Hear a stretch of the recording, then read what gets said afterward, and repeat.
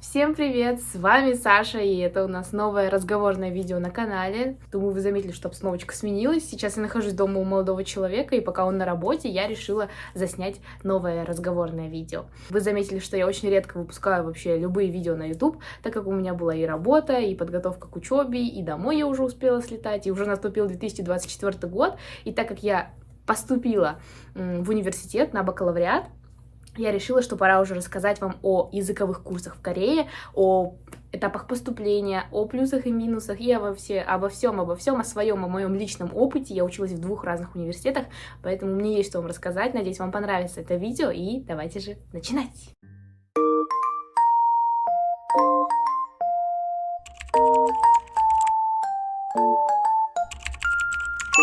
Начнем с того, что я училась сначала 1 семестр на языковых курсах в городе Кёнджу, в котором я проживаю, в университете Донгук Вайс Campus. То есть есть университет Донгук в Сеуле, а это его филиал, находится он в моем городе Кёнджу. И еще 1 семестр я училась в Сеуле в университете Кванун. В 1 университет я поступала сама, во 2 университет я поступала с помощью агентства, о котором тоже сегодня вам расскажу. Поступая на языковые курсы, вы обязаны брать больше 2 семестров, так как есть какие-то определенные условия, из-за которых нужно брать больше 2 семестров. Но я училась в разных университетах по 1 семестру, так как у меня есть виза долгосрочная, поэтому мне было позволено учиться по 1 семестру в каждом университете. Семестр один длится 10 недель, после этого у вас 2-недельные каникулы, либо 3-недельные, в зависимости от того, на какой семестр вы поступаете. В 1 год у вас 4 семестра. Вы можете поступить на зимний семестр, весенний семестр, летний семестр и осенний семестр. За 1 семестр вы проходите 1 уровень корейского языка.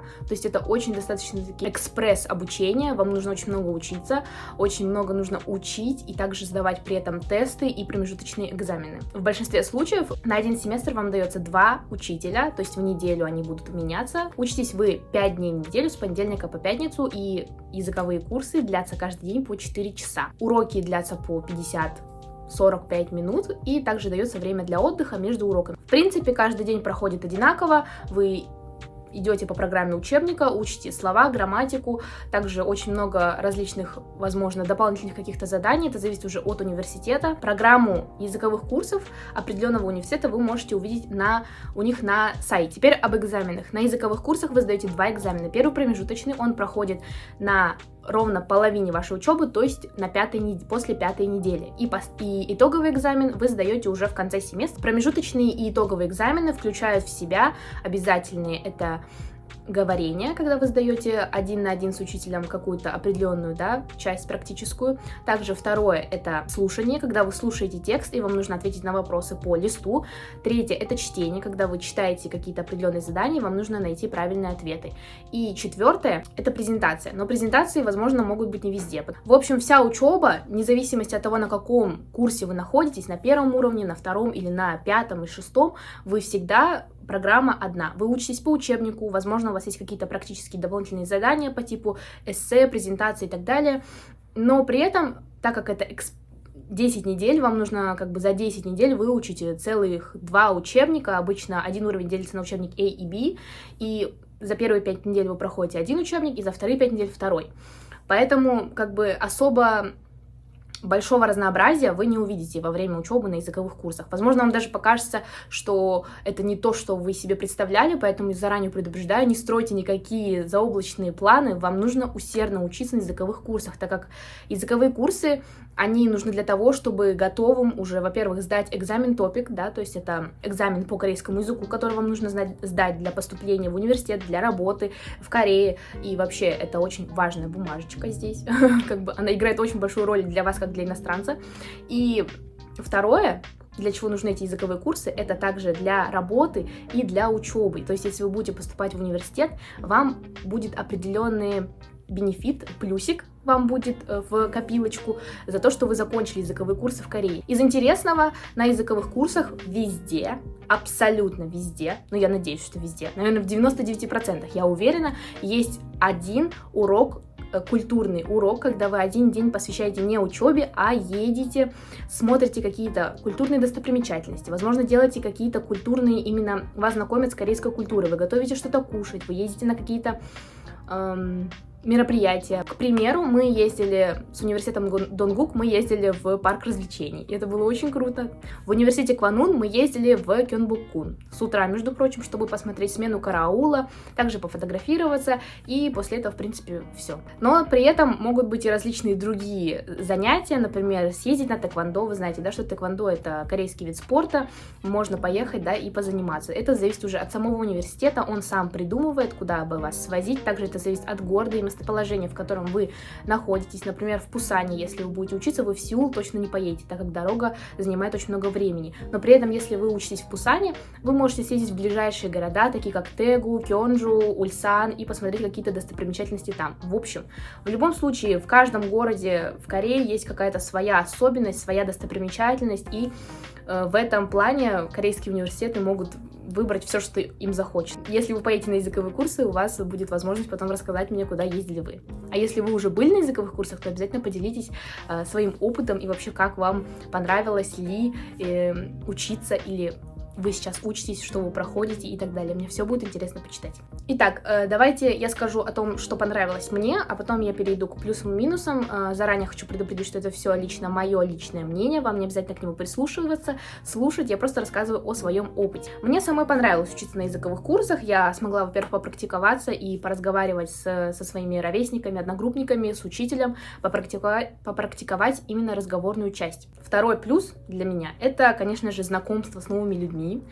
Вы знакомитесь со своими одногруппниками, которые все иностранцы. Это не обязательно будут чисто наши русскоязычные СНГшные ребята. Это будут ребята из Китая, из Вьетнама, из Таиланда, возможно, из даже Европы. Тут диапазон просто, на весь мир. Вы можете познакомиться, и у вас будут супер крутые связи. Следующий плюс — это уроки культуры. Следующий плюс, который я бы хотела рассказать, это быстрое изучение корейского языка. Если у вас стоит цель, допустим, выучить корейский за год, то с языковыми курсами в Корее это возможно, потому что за год вы изучаете целых 4 уровня, если не проваливаете экзамены, да, сдаете их на определенный балл, на нужный, и переходите на следующий уровень. Если прям очень усердно стараться, то с 1 уровня до 4 вы сдадете за год, а как раз таки 4 уровня уже будет достаточно, чтобы поступить в университет в Корее. Теперь перейдем к минусам. Из минусов для меня лично была система обучения. Это достаточно такие... Для кого-то может быть показаться сложной, потому что нужно... Здесь уже идет речь о самодисциплине, то, как вы будете сами учить слова, грамматику, готовиться к урокам, делать домашнее задание. Это самое основное. Поэтому это, конечно, быстро, вы очень быстро будете изучать корейский язык, но это очень достаточно-таки скучно, поэтому я хочу вас заранее предупредить, да, что не будьте надеяться, что вы каждый урок будете веселиться и смеяться, вы будете много учить и много зубрить. Еще хочу заранее предупредить, что в системе оценивания на корейских языковых курсах одним из главных пунктов является ваша посещаемость. Если вы за 10 недель пропустите более 10 дней, вам придется снова прослушать этот уровень. В университете Кванун в Сеуле у меня была 100% посещаемость. Мне, во-первых, дали за это подарочек, дали грамоту отдельную за то, что я вот молодец, ни разу не пропустила, типа как прилежный ученик. Дисциплина и ваше усердие в учебе — это самое главное, чтобы хорошо учиться. Теперь поговорим о поступлении на языковых курсах, как туда поступить самостоятельно или каким агентством стоит воспользоваться, если вы все-таки сомневаетесь в своих силах. Для начала вам нужно выбрать понравившийся вам университет, в который вы хотели бы в дальнейшем поступить на бакалавриат или магистратуру. Я советую делать именно так. Сначала вы в поисковую строчку вбиваете название университета, в который вы хотите поступить. Дальше продолжением пишите Korean Language Course и поиск. И вам выходит страничка именно языковых курсов. На ней вы можете посмотреть основные документы, которые нужно подавать. Там вы можете также посмотреть периоды подачи документов. Это очень важно, потому что если вы просрочите хоть какой-то из пунктов, то тогда вы автоматически будете дисквалифицированы. К тому же на этом сайте вы можете увидеть контактные данные этих языковых курсов, а именно почта. Очень советую вам писать на почту, если у вас возникают какие-то вопросы, и они вам ответят. И так как это офис языковых курсов, работники там также могут отвечать вам на английском языке, поэтому вы можете спокойно задавать им свои вопросы на английском языке. Если же вы все-таки сомневаетесь в своих силах и боитесь совершить какие-то определенные ошибки, я сейчас посоветую вам две фирмы, которые помогут вам поступить на языковые курсы. Первая — это Viducation Korea. Я сама поступила через них в Квану University совершенно бесплатно. Они не взяли с меня ни копейки за сопровождение в поступлении. Почему так? Объясняю. У каждого агентства по сопровождению, которые именно хорошие агентства здесь по Корее считаются, у них есть университеты-партнеры, в которые вы можете поступить с этим агентством совершенно бесплатно. В общем, если вы с ними свяжетесь, напишите заявку, они вам обязательно напишут, и вы сможете обсудить с ними все свои вопросы, они у вас спросят, куда вы хотите поступать. При этом у них также есть платное сопровождение, насчет суммы я точно не скажу, но у них есть платное сопровождение в любые другие университеты, которые вы хотите. Корё, Йонсе, Соульде. Второе агентство — это Dreamway to Korea. Я проходила у них один раз консультацию, они мне дали. Они помогли мне понять, что вот мне нужно сначала выучить корейский язык, а потом поступать, как бы мои шансы и так далее, и тому подобное. Я была у них всего лишь на консультации, при этом могу сразу сказать, что они достаточно не бюджетное сопровождение. Я знаю, что у них единственный университет, в который они бесплатно сопровождают, это Daejeon University. Вот. Ознакомиться с этими двумя агентствами вы можете в Инстаграме, посмотреть их сторис, посмотреть их актуально, рилсы и так далее, и вы можете понять, какая вам больше подходит. Также могу сказать, что Dreamway to Korea, у них очень много именно хапгёк, у них очень много студентов, которые поступили в хорошие топовые вузы, так еще и с какой-то определенной скидкой, стипендией, то есть Dreamway to Korea очень хорошо и обоснованно подходит к тому, чтобы своих студентов именно, чтобы они поступили. Это не реклама, мне за нее никто не платил, меня никто не просил снять, так как это мой личный опыт, и я сама смогла поступить на языковые курсы через агентство Viducation, они мне очень хорошо помогли в короткие сроки. Чтобы вы понимали, я подалась в самый последний момент, и в короткие сроки, да, они мне сказали, все, вы можете приезжать, заселяться в общежитие и начинать обучение в Квану University. Так как я знакома с обоими агентствами, я и там брала консультацию, поэтому с уверенностью могу вам сказать, что это никакой не обман, да, что это с вас не содрут деньги и потом вас не кинут. Здесь все как бы легально. Поступите вы или нет, зависит не только от агентства, но и от вас самих, как вы будете тщательно готовить все документы. Заранее могу вас подготовить и сказать, что для поступления обязательно вам нужно будет апостилировать ваши аттестаты, любые дипломы, свидетельства о рождении, и это заранее как бы вы можете все это подготовить, так как это стоит денег и это занимает время. Помимо того, что вам нужно все это апостилировать, вам также нужно реально все это переводить на английский язык.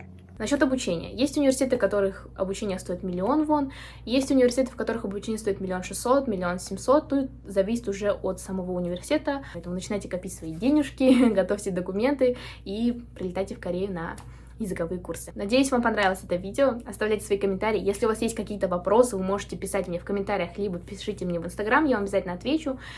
Насчет языковых курсов смогу вас проконсультировать и, возможно, даже с чем-то помочь.